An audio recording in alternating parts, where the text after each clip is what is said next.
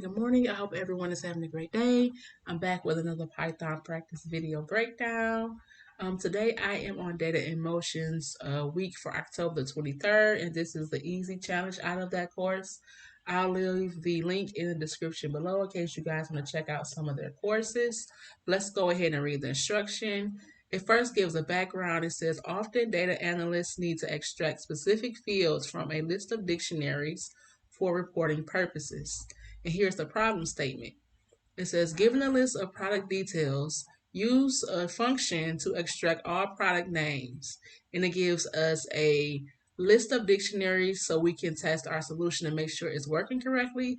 But let's go ahead and get started on my solution function. As you can see, I have already created a main, and I've taken that list in my main just so we can test our function at the end. We're going to pass that list into our function. So let's come up to the solution function, which I have already declared. I called it extract, and as a parameter, it will take in the list, just like the list of dictionaries in the instructions above it.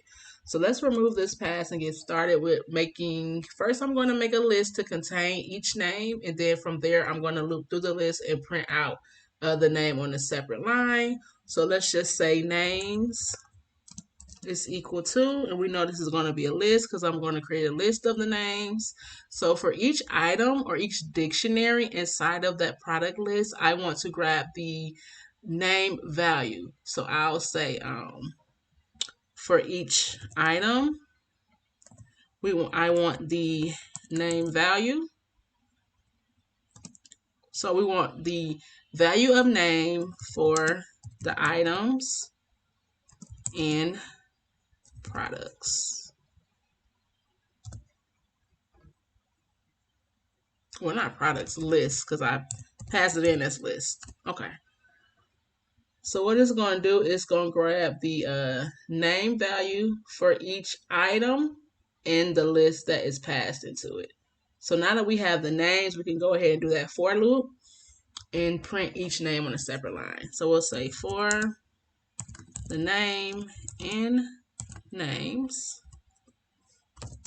we want to print that name.